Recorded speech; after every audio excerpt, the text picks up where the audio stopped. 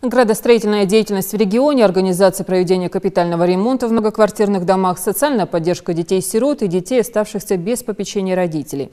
Эти и другие вопросы обсудили сегодня на 13-м заседании Совета Народного собрания Республики. Затронули также и тему умыкания невест, в частности, недавний случай, произошедший в Кантышеве.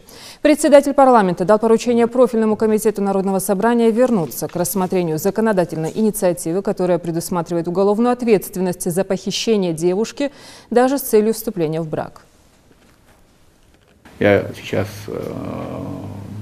поручаю, попросил бы комитет по законодательству все-таки изучить инициированный ранее Народным собранием парламентом Республики в 2004 году законопроект, предусматривающий ответственность за похищение женщины с целью вступления в брак.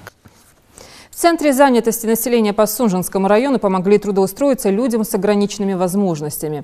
Так реализуется программа «Социальная поддержка и содействие занятости населению». На эти цели выделено более 6 миллионов рублей. Со всеми работниками заключается договор на 2 года. Репортаж Марины Муталиевой.